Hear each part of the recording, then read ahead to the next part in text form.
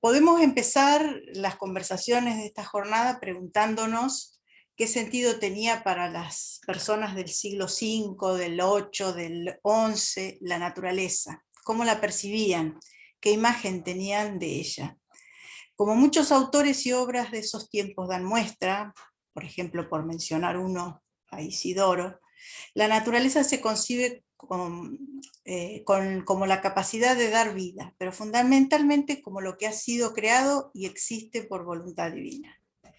El mundo precede a la aparición del ser humano, fue creado antes que el hombre, aunque, bueno, tenemos que recordar que en el Génesis hay dos narraciones de la creación, y en una la naturaleza, el mundo, antecede totalmente al hombre, mientras que en otra los vegetales y animales se crearon para que estuvieran a su servicio, es decir, cuando el hombre ya estaba creado.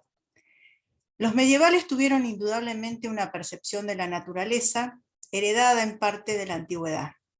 Afirma Umberto Eco que la antigüedad, y cito, la antigüedad clásica tenía los ojos en la naturaleza, mientras que los medievales los tenían en la antigüedad clásica. Buena parte de la cultura medieval, en su totalidad, consiste más en un comentario de la tradición cultural que en una reflexión sobre la realidad. Pero la apreciación de la naturaleza, y ya sigo yo, ¿no?, por parte de los medievales estuvo también, como sabemos, muy impregnada de la religión. Por eso, adelantándome, yo voy a concentrarme en una homilía en mi análisis. Pero antes voy a tratar de llegar a eso. En la literatura medieval, la naturaleza se presenta de diferentes maneras según el género y la disposición y expresividad del poeta. Por ejemplo, ahí anoté algunos casos nada más. Los cantares de gesta narran sobre todo acciones sin detenerse en la descripción de un lugar determinado. Sin embargo, la naturaleza desempeña un papel relevante en la configuración del mensaje. Por caso tenemos la descripción, por ejemplo, de un paisaje imponente y sobrecogedor, tenebroso, amenazador, como escenario de una terrible batalla. Uy, me pasé. El de la chanson de Roland que tienen ahí, o el escenario, por ejemplo, de la afrenta de Corpes, que es muy breve, pero son ejemplos de cómo la naturaleza anticipa hechos y promueve la identificación del auditorio con la angustia de los personajes. En el caso de la lírica, las imágenes de la naturaleza están en íntima relación con el sentimiento de la voz poética o hacen referencias al entorno donde se encuentran los amantes, por ejemplo. O en las pastorelles, el paisaje es el elemento natural más notable. Flores, pájaros, bosques sirven para presentar una sublimación del amor en relación con la naturaleza. La naturaleza, como símbolo de tentaciones u obstáculos para lograr un fin, especialmente la salvación del alma, se advierte en las obras de tema artúrico y caballeresco. En los textos alegóricos, como el Román de la Rose, la naturaleza también es portadora de significados más bien de carácter simbólico. Incluso en los textos satíricos, si bien no hay una presencia clara de la naturaleza, el ambiente natural en el que se desarrollan las acciones, en ellas aparecen animales o son los animales mismos los protagonistas de los relatos. Aunque la imaginación realista en este tipo de textos, digamos que es muy acotada. La naturaleza en los romances hispánicos, por ejemplo, es también un elemento central que se analoga, se equipara con la representación de los personajes.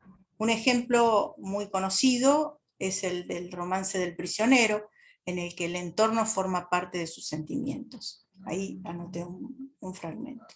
El protagonista necesita sentirse libre y los espacios cerrados le producen melancolía.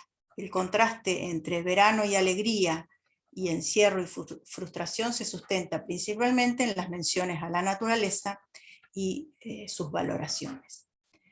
Pero pese a que el hombre de la Edad Media vivía en contacto con la naturaleza, conocía la naturaleza, las alusiones en los textos no se explayan grandemente sobre ella.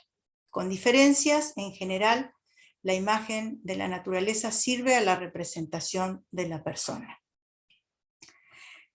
¿Por qué? Porque la naturaleza es fundamentalmente retórica. Esto, bueno, no lo digo yo, pero muchos lo han dicho antes que yo, Curtius, Sumtor, por mencionar dos nada más, se han dedicado a explicarlo acabadamente. La representación de la naturaleza aparece altamente codificada desde el punto de vista discursivo y alegórico, es decir, responde a modelos heredados. Al menos en lo relativo a las élites intelectuales, sostiene Curtius, el sistema cultural de la civilización latina del Bajo Imperio sobrevivió hasta los siglos XIII, XIV, nutriéndose de los mismos temas, las mismas comparaciones, los mismos tópicos para representar a la naturaleza. Pero también es retórica la representación de la naturaleza porque está destinada a persuadir. Persuadir, como sabemos, es la finalidad principal de la retórica. Por eso yo creo que el centro de la representación de la naturaleza es siempre, en definitiva, la persona. Porque la persona, y fundamentalmente a través de la metonimia del cuerpo, es el modelo y el destinatario de toda alusión al mundo natural. Es así que el vínculo entre persona y naturaleza se da principalmente a través de relaciones de analogía, fundadas en la idea de un todo articulado por partes. En esto también se advierte la presencia retórica, digamos, porque junto a la persuasión, la idea de texto, junto a la persuasión, también la idea de texto es un factor imprescindible a la hora de considerar la retórica. Y el texto es también un todo configurado por partes que conciertan entre sí. La retórica, en tanto oratoria, procede regulando el movimiento de las manos de tal manera que parece que se habla con todos los miembros y se manifiestan los sentimientos del alma. En tanto oratoria, entonces la retórica queda ligada esencialmente a la actividad corporal. Por ello es un arte cuyo cometido específico es regular todo lo relativo a dicho movimiento corporal. En la retórica, en síntesis, el cuerpo es central. Por ejemplo, en el modelo ideal del orador que proponía Cicerón, la habilidad para hablar efectivamente en público constituye una parte esencial de las prescripciones romanas para un buen hombre. También Quintiliano consideraba el uso de la palabra para afianzar al hombre en todas las relaciones humanas. Ello pasa a la Edad Media a través del desarrollo del sistema retórico y del papel del orador en los textos patrísticos, y que varios siglos después conducirá a la aparición del individuo letrado, que será el primer productor en el ámbito de la literatura en lenguas vernáculas. A pesar de que en la predicación la garantía del discurso es la palabra de Dios, es decir, el predicador es meramente un instrumento, un portador de la palabra divina, el predicador y su persona y su personalidad tienen una importancia fundamental. A los modelos ofrecidos por Cicerón y Quintiliano se une este individuo cristianizado, que a pesar de la ayuda divina sabe que tiene que estudiar e interpretar un texto para después construir un discurso, y que finalmente el éxito depende de sí mismo, de su capacidad comunicativa y de la autoridad moral de que sea capaz. Según Marimón Llorca, este modelo, el del predicador cristiano, fue mucho más influyente en los inicios de las literaturas romances que el proporcionado por el poeta. La sermonística, entonces, la predicación, es un ámbito discursivo muy fértil, y bueno, uso una metáfora natural acá, para analizar las relaciones entre oralidad y escritura, que es un tema que es caro, digamos, a los que estudiamos literatura. Es además un género que puede estudiarse diacrónicamente por su larga pervivencia, que llega a nuestros días, incluso desde las perspectivas de la historiografía lingüística. La complejidad discursiva del sermón y la homilía subyace en su configuración a partir de una lectura de las Sagradas Escrituras establecida institucionalmente e interpretada por el predicador que actualiza el mensaje. Además, el texto se despliega de acuerdo con un plan que le da unidad y facilita la comprensión del auditorio. Ello resulta posible por el estilo dialógico, la historia y el recurso a las imágenes que lo caracterizan. El sermón constituye un texto de la oratoria sagrada determinado por la relación comunicativa entre la voz del predicador con otras voces mezcladas en una red dialógica en la que las citas forman parte de un complejo mundo intertextual donde la perspectiva siempre omnipresente del fin educativo y moral, el texto citante traslada desde un mundo determinado a otro lejano, el del texto citado, que cobra de ese modo renovada actualidad. Las referencias a esas otras voces que forman parte del dispositivo de comunicación que permite al predicador posicionarse en el campo religioso, colaboran en la enunciación del sermón con jerarquía de autoridad, como prueba y ratificación del tema tratado. El dialogismo distintivo de este tipo de texto remite a un estilo supuestamente coloquial, propio de la cultura a la que pertenecen los destinatarios. Ya se trate de la celebración litúrgica, con texto enunciativo del sermón, o del escrito de dicha locución, que puede ser anterior o posterior a ella, el objetivo del dialogismo es producir un hecho comunicativo asimilable a la comunicación oral a través de actos elocutivos de naturaleza diversa, como preguntas, pedidos, referencias a la situación contextual y demás formas de apelación al receptor, como exclamaciones o reformulaciones. También la estructura secuencial de los textos posee rasgos comparables a los de una conversación, ya que incluye una apertura, un cuerpo principal, en el que suelen aparecer secuencias integradas, y un cierre. A pesar de ello, el sermón se diferencia de la conversación porque carece del carácter dinámico y cooperativo del diálogo, ya que los receptores no tienen oportunidad de intervenir de manera inmediata en un turno de habla, ni en el caso del texto escrito ni en el del texto predicado, ¿no? En el primero, en el texto escrito, por las características propias de todo discurso escrito, en el que la recepción se halla diferida de la producción, debido a que emisor y receptor no se encuentran copresentes. Y en el segundo, en el texto predicado, porque las restricciones de la celebración litúrgica no permiten la participación lingüística espontánea del auditorio. En pocas palabras, como dice Menguenó, el sermón es en realidad un enunciado monológico, oral, apuntalado por un texto escrito previamente, que al buscar mejorar la comprensión de la doctrina e inspirar a los fieles a llevar una vida conforme a las exigencias religiosas, acude a una modalidad oral connotada por la sensación de intercambio dialogal. Entre las características yo había mencionado entonces esa ilusión de diálogo, la historia y las imágenes. Bueno, respecto a la historia, me refiero al relato de la escritura seleccionado para comentar y analizar durante el ejercicio del sermón.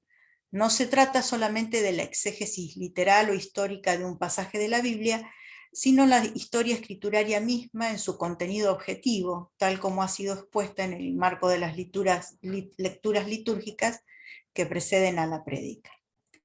Finalmente, el uso de imágenes destaca el carácter pedagógico que posee el discurso pastoral de todo sermón, el que exige el empleo de estrategias que transmitan de manera sencilla y efectiva ideas que por su naturaleza conceptual no serían aprendidas fácilmente por los receptores si no fuera así, y por lo tanto no tendrían el alcance persuasivo necesario para ser interpretadas por un público heterogéneo. Así, todo sermón resulta un espacio enriquecido con el empleo de metáforas que intervienen decisivamente en la construcción de la capacidad perceptiva, a través de la cual se ofrecen al destinatario imágenes conocidas para la elucidación del mundo y de la vida. La capacidad del ser humano de expresarse, las manifestaciones sensibles del discurso, la comunicación no verbal, la elocuencia del gesto, son aspectos relevantes en la prédica. El problema se suscita cuando tenemos que estudiarlos, a los sermones, a las homilías, en su forma escrita, porque nos encontramos ante una restrictio sensible, o sea, una restricción de lo sensible, porque el cuerpo humano es significante en varios niveles en la oratoria. En primer lugar, el cuerpo es portador de signos. En su misma persona, el cuerpo indica, bueno, el sexo, el carácter de la persona. El cuerpo también es realizador de signos. El gesto, los gestos, los movimientos, y el ornato mismo, cómo está la persona vestida, cómo se presenta al momento de hablar. Y el cuerpo como discurso en sí mismo, como ente entre gramático y retórico, con sus reglas, sus figuras, sus incorrecciones. Entonces, existe una normativa concionatoria que hace del sermón un ejercicio oratorio de verdadera representación. En ello radica el poder de la persuasión. Acá hago un paréntesis para decir que, por ejemplo, en la oratoria sagrada colonial, barroca, que el sermón se ha podido estudiar en concomitancia con la representación teatral, digamos, se registran todos estos aspectos de teatralización, ¿no? de performance en la pronunciación de los sermones. Entonces, el problema es cuando el sermón solamente lo tenemos por escrito.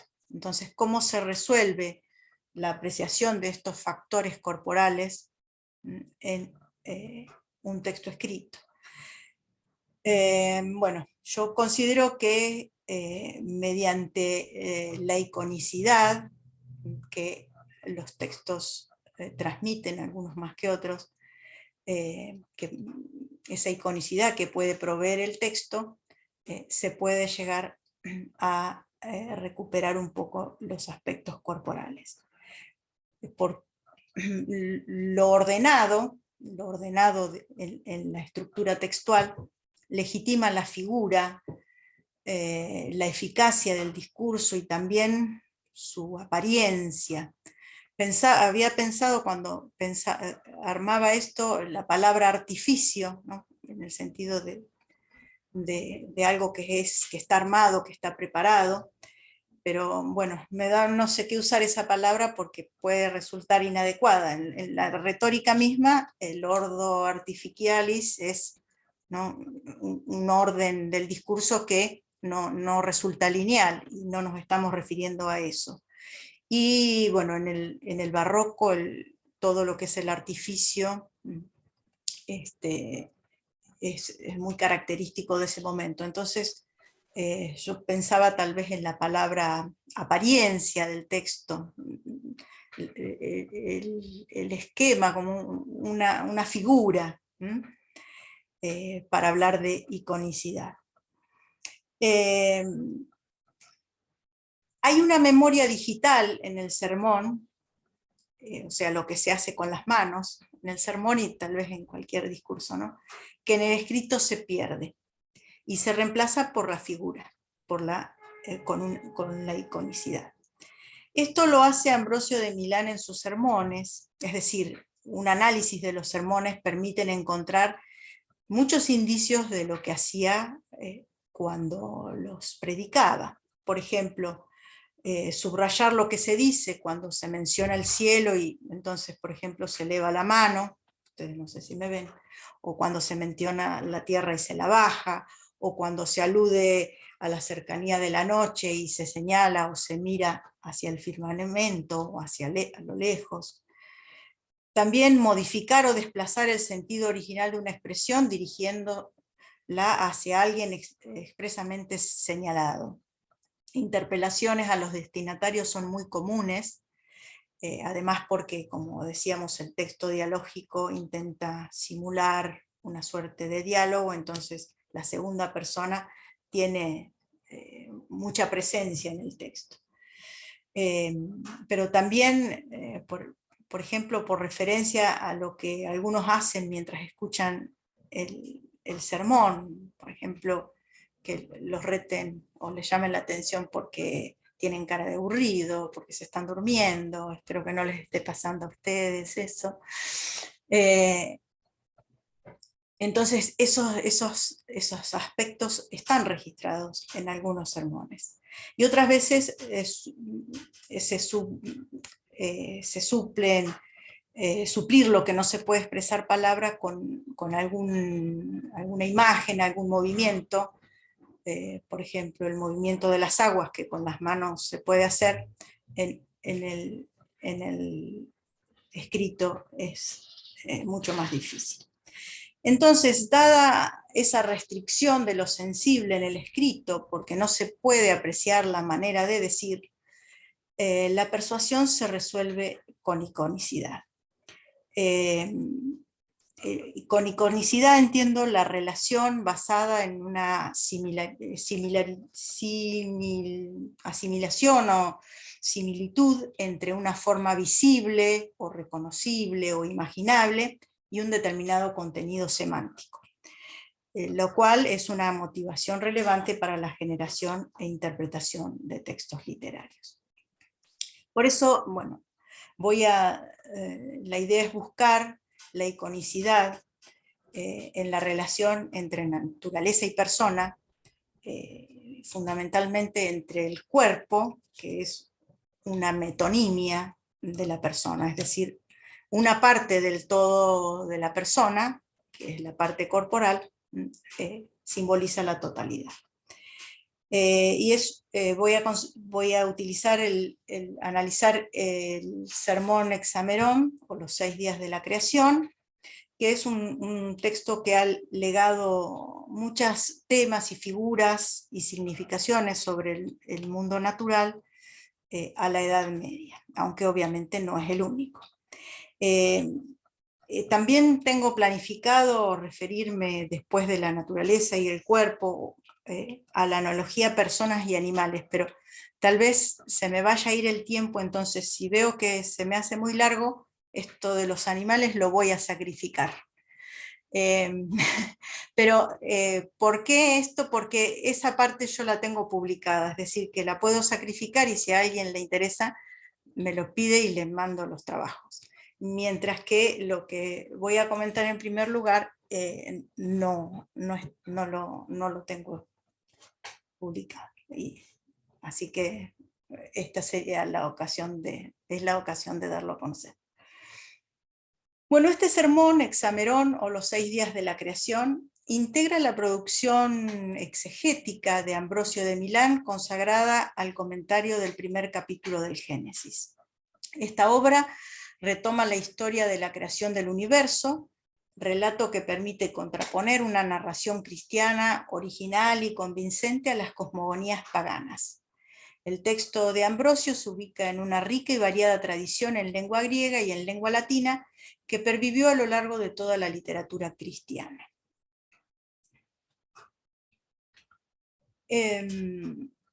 La homilía se compone de 9 sermones que Ambrosio desplegó durante 6 días consecutivos a lo largo de la Semana Santa del año 387, a razón de 1 o 2 por jornada.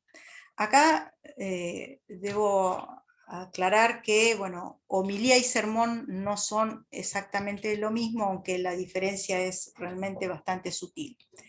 Con homilía se refiere, y acá sigo a Regent Susini, a un texto, es decir, un texto que está dedicado a un texto, mientras que el sermón está consagrado a un tema moral o espiritual. En general hay una falta de precisión terminológica entre sermón, homilía, tratado, plática y bueno, otros nombres que de otras formas cristianas de despertar conciencias, digamos. Aunque bueno, claramente todos forman parte de la oratoria sagrada y definidos por una dispositio precisa. En este caso, como es un texto realmente tan largo, yo voy a usar la palabra homilía o incluso tratado para referirme a la obra completa, mientras que la palabra o el concepto sermón para cada una de las prédicas que fue haciendo por día o a veces más de una por día, y que bueno, en el escrito figuran como libros, ¿no?, que componen el todo de la homilía. Entonces este texto es un comentario del Génesis que se ocupa, como anoté ahí, si ustedes lo ven, en el primer día del cielo y la tierra y de la luz. En el segundo día se dedica al firmamento. El tercer día se centra en las aguas y las plantas. El cuarto día se consagra al sol, la luna y las estrellas. El quinto día está dedicado a la creación de los peces y a las aves, y el último día, y el último sermón, está dedicado al hombre, a la persona humana, digamos. De esta manera, el conjunto de los sermones conduce secuencialmente hasta la imagen del ser humano, entendido como corona de la creación y centro de la filosofía moral cristiana, pero que no deja de ser a la vez parte de un orden natural más vasto, en el que cada elemento cumple un rol particular de acuerdo al plan divino.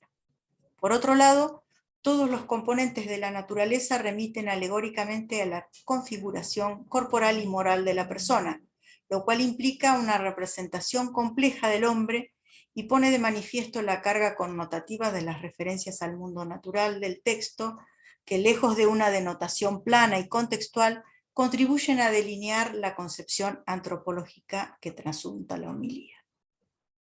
Los antecedentes del uso de la metáfora corporal aplicado a la cuestión natural y a la cuestión política se hallan, bueno, tanto en el pensamiento griego como en el judeo helenístico. Bueno, podemos mencionar a Platón claramente, y en el judeo helenístico a Filón de Alejandría. Y en referencia a la Iglesia, la metáfora del cuerpo con sus miembros se encuentra en Pablo, origen de todo el sistema metafórico corporal cristiano. Los ecos platónicos en la representación de Ambrosio en este sermón son resonantes. Sin embargo, a diferencia del filósofo griego, en el obispo milanés la presencia del cuerpo no resulta tan escasamente valorada como en el Cratilo o en el Timeo. La doctrina sobre la creación que Ambrosio expone en Hexamerón sostiene que todos los seres visibles e invisibles existen gracias a Dios. Los primeros son un reflejo de los segundos y una especie de garantía a favor de ellos. Su contemplación debe, por ende, encauzar hacia lo eterno y celestial al alma que aspira a la perfección. El principio creador del universo es Dios a través de su palabra, que en un momento hizo el mundo con absoluta libertad mediante su poder. A partir de la frase fundamental de Moisés, en el Génesis, en el principio creó Dios el cielo y la tierra, el texto establece tres verdades. Primero, que las cosas tienen o han tenido un inicio, un principio. Segundo, que el mundo ha sido creado, que ha tenido un creador. Y tercero, que la materia es una criatura. Así Dios es el creador y también el que domina el mundo. Según Ambrosio, el universo consta de cielo y tierra. El primero es doble, uno invisible, eterno, en el que habita Dios, y otro visible, que abarca el caelum appellativum, es decir, el aire, el cielo del aire, el de las nubes, lugar donde viven los espíritus caídos, y el cielo propiamente dicho, que es el de las estrellas, sede de los ángeles. Materialmente, este cielo está formado por una sustancia sutil, aetherium corpus, que son los cuatro elementos básicos: cielo, fuego, agua y tierra. El éter rodea el cielo de las estrellas y es una zona de fuego ardiente que lo consumiría y quemaría todo si la voluntad divina no hubiera echado sobre él masas de agua para mitigarlo. La tierra, por su parte, es la parte inferior y última del mundo, una parte insignificante en comparación con el cielo. Consta también de los cuatro elementos antes mencionados y fue surgiendo por etapas, de acuerdo con la voluntad de Dios. A este proceso de formación dedica Ambrosio esta obra, siguiendo el esquema del relato del Génesis. Como explica Sardela, todo lo que tiene significado teológico, litúrgico, sacramental y socio-religioso en la realidad cristiana tiene en el centro un cuerpo.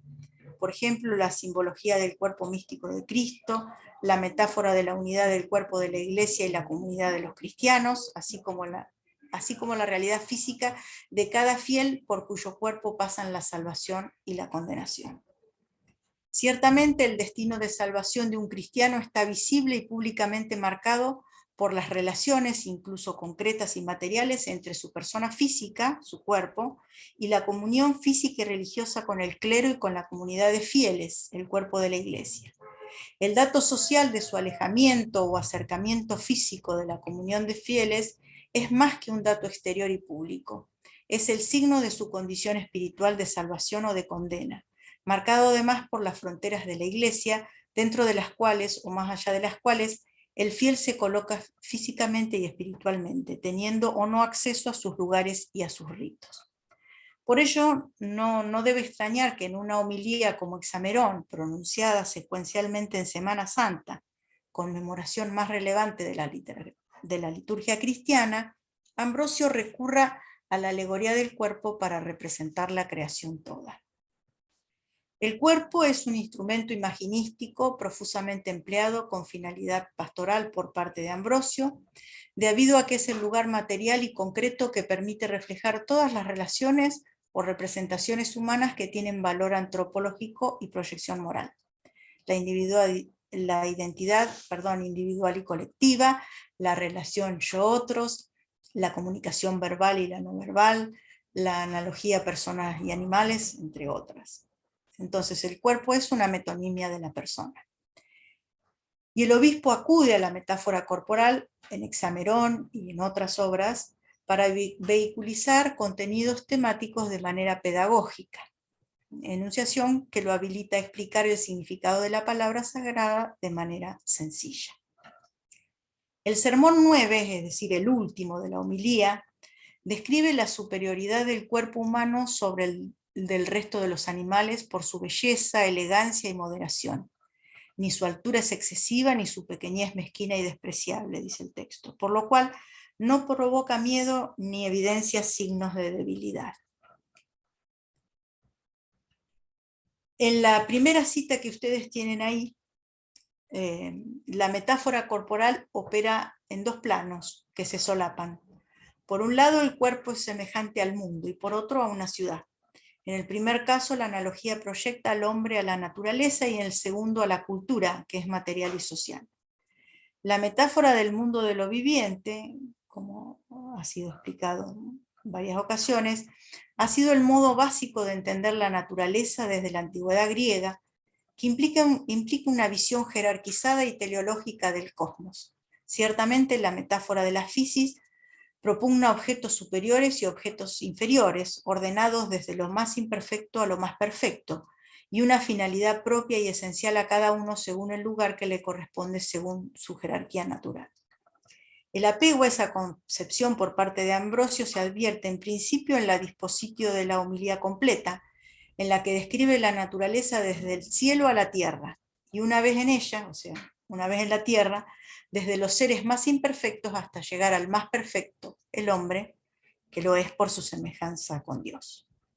Las primeras indicaciones de la condición humana, como vemos, se asientan en la constitución corporal, en la que lo alto, la cabeza, prevalece y domina al resto de los miembros. La superioridad de la cabeza, tanto desde el punto de vista de su ubicación como desde su rol de guía del cuerpo, se equipara al cielo y a la ciudadela, lugares superiores y dominantes. Y ahí tienen la segunda cita que anoté como ejemplo. La cabeza es líder porque aloja la razón, sede de la sabiduría que conduce al resto de los miembros. La luminosidad de la sabiduría, principalmente representada por los ojos y la mirada, como el sol y la luna en el cielo y los centinelas en una ciudad, se contrapone a la oscuridad, signo de la ignorancia y la incapacidad. La descripción del cuerpo se desarrolla en extenso y en detalle, procediendo siempre desde arriba hacia abajo. Todos los elementos de la cabeza siguen ese orden, pues luego de los ojos se detiene el autor en la cabellera, comparada con la copa de un árbol llena de hojas, protectora de la dignidad de la cabeza, imagen en la que no falta la referencia a la jerarquización social, como aparece en el texto que les muestro en la pantalla. La frente, el rostro, las cejas, los oídos, la boca y la nariz se presentan como partes protectoras de la cabeza en general y de los ojos en particular. Son como centinelas en los muros o en las torres y en la cumbre de un monte elevado, y como vigías en un barco. Ambrosio explica que para garantizar la función de los ojos, Dios conjuró cualquier daño colocando el resto de los miembros para su protección, así como dotándolo de órbitas y pupilas. Ahí tenemos la siguiente cita. La presentación continúa con la asociación entre órganos y sentidos, que culmina con la descripción de la boca y de la lengua, relevantes no solo porque suministran energía a todo el ente corpóreo a través del alimento, sino también porque son funcionales a la voz, capacidad sonora que revela la condición preponderante del ser humano. Y ahí dice, porque tenemos en común con los pájaros, lo pueden leer en la imagen. Al llegar a la boca y la capacidad de besar, reconocida también en algunos animales, destaca Ambrosio el amor y la cortesía que revelan cuando expresan verdaderos sentimientos, y condena la traición al amor en una clara referencia a Judas, que es la última cita de la diapositiva. La boca es descrita como una especie de santuario del discurso, estoy citando, la fuente de las discusiones, el palacio real de las palabras, el almacén de la voluntad. Esta metáfora vuelve a la imagen edilicia, en este caso con una asimilación del órgano del discurso, vehículo del logos, con una residencia destinada a las personas superiores. Un palacio real ubicado en el palacio imperial del cuerpo humano, esto también es una cita, que es la cabeza. La idea de santuario le otorga un carácter sagrado a la palabra bien proferida. La idea de la fuente, que tiene una connotación orientacional, también de arriba hacia abajo, y dinámica, compara el discurso con el agua que no cesa de fluir y promover una vida purificada. Y la idea de almacén supone un reservorio de elementos útiles para la persona. La garganta permite el ingreso del aire al cuerpo y la circulación de la vida. Los brazos, las manos y los dedos generan la aptitud para el trabajo y la elegancia del escribir. La mano también es una muralla para todo el cuerpo y una defensa para la cabeza. Finalmente describe la ubicación y finalidad de los órganos bajos, como el vientre, el intestino, los genitales y los pies. Y justifica la existencia de las vísceras al comparar el cuerpo con el arca de Noé,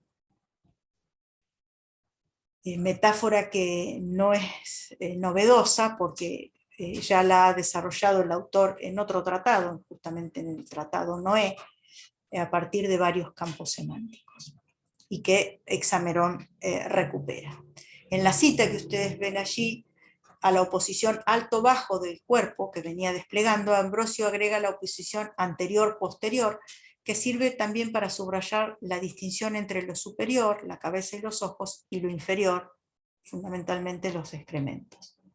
Con la definición de los pies conjuga la humildad y la superioridad que posee el hombre en la naturaleza. Por eso el pie, dice, expresa el afecto de la humildad. También la metáfora corporal es un argumento asociado al logos, porque la base de la interpretación se halla en la analogía del cuerpo con la naturaleza, el mundo y con la cultura.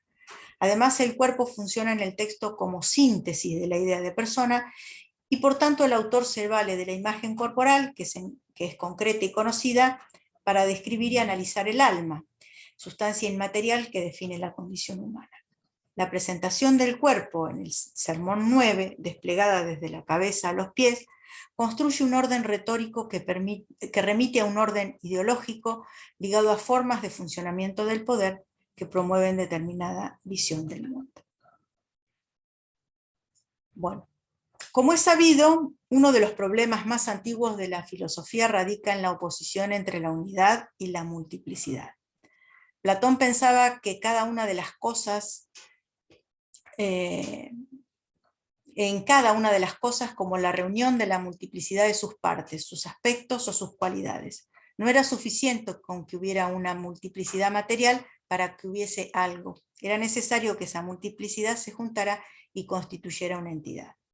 El indudable rol fundamental del modelo corpóreo, pese a la centralidad del alma, remite precisamente a ese pensamiento platónico, ya que el cuerpo es la imagen sobre la cual la estructura de un todo compuesto por partes funcionales permite confirmar los diversos aspectos de la experiencia humana en relación a un orden preciso, una forma coherente y unitaria que subraya la peculiaridad del antropos como especie. El cuerpo consagra el modelo de una articulación ordenada de la complejidad psíquica, física y social del alma, que se transfiere además a la idea de ciudad y a la idea de firmamento. Ciertamente en la prédica de Ambrosio, la disposición jerárquica de las partes, a partir de la figura dada y observable de una cabeza, un tronco, las extremidades y los órganos internos, concede alegóricamente una forma precisa a toda la materia plasmada por Dios, según un modelo inteligible y eterno. El cosmos así generado resulta único, un perfecto y armónico ser viviente que además contiene dentro de sí a todos los otros seres naturales, agrupados en clases y caracterizados por la mezcla de los elementos. Ahí tienen una cita. La presencia de los elementos en cielo y tierra, además de posibilitar la descripción de los seres, ayuda a la presentación secuenciada de la creación en el discurso de la homilía. En efecto, los temas de cada sermón responden al orden enunciado de los elementos, que corresponden a dónde están o se desplazan los seres, y que se condice a sí mismo con la figura corporal observada desde arriba hacia abajo. Luego de dedicarse al firmamento y la luz, que representan por un lado el aire y la cabeza con los ojos, lo superior, el texto sigue con las aguas y el mundo vegetal. Cuando seguidamente se dedica al mundo animal, el texto empieza por los peces y las aves, que son equiparados por ser surcadores, uno del medio acuático y otro del medio aéreo, y luego continúa con los animales terrestres, y finalmente con el que camina sobre sus pies, el hombre, en alusión a lo inferior. La tierra está debajo del cielo. Esta secuencia del texto de Ambrosio se condice con la registrada en otros pensadores antiguos y medievales que se han dedicado a la analogía y al mundo, lo cual confirma la fuerza de la tradición hexameral y las características retóricas de su exposición. La luz es la primera forma de todas las cosas de la naturaleza porque ella les da la primera forma, que es la corporeidad. Según la forma elementativa, con los cuatro elementos, tierra, agua, aire y fuego, y luego la forma mixta con los distintos compuestos. A continuación aparecen las formas según la escala de los seres. La forma vegetativa en las plantas, esta y la sensitiva en los animales, y ambas junto con la intelectiva en el hombre. La identidad de la naturaleza, entonces, resulta del orden figural que le imprime la imagen del cuerpo. Sin embargo, es necesario hacer notar que la idea de cuerpo, en tanto imagen que subyace a dicha representación, constituye una conceptualización, un paradigma consolidado y fijo que se sustrae al crecimiento y al cambio, puesto que en definitiva corresponde al plano del icónico. Por su parte, la descripción de cada parte y cada especie del mundo natural que ofrece Ambrosio sermón a sermón en la homilía pertenece al registro discursivo caracterizado por la secuenciación de eventos, en este caso los referidos a las instancias de creación por parte de Dios, aunque anclado a esa imagen primordial que orienta toda la operación retórica. Y ya voy terminando, ¿no? Iba precisamente a decir eso. Gracias. En ese sentido, resulta claro que en Hexamerón, pese a la analogía, existe una diferencia entre el cuerpo y la naturaleza creada. En primer término, el cuerpo humano nace entero, formado con todas sus partes, salvo excepciones, ¿no? Mientras que el universo es creado parte a parte en una sucesión lógica para en el final del proceso remitir a la imagen corpórea. En segundo lugar, debido a ello, la idea de cuerpo es anterior, la idea del cuerpo es anterior al relato de la creación del mundo. Por último, la figura del cuerpo es estática, fija, ya dada, mientras que el cosmos se presenta como dinámico al ser creado en etapas sucesivas.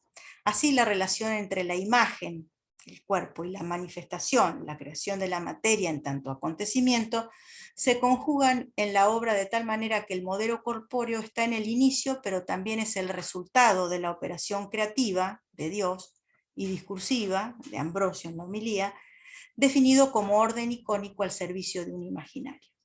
Es por eso que parece adecuado, o me pareció a mí adecuado pensar en la analogía cuerpo-creación o cuerpo-naturaleza como una entidad biplánica cercana al par significado y significante, debido a que la imagen inmutable del cuerpo permite comprender la secuenciación de la creación, que como el discurso se presenta mediante una sintaxis de elementos que es lineal y sucesiva, especialmente en la oralidad, pero también a la que adscribe el género de la homilía, aunque también en la forma escrita. Dicha articulación resulta relevante desde el punto de vista pedagógico, puesto que facilita la aprehensión del mensaje y sus connotaciones por parte del receptor.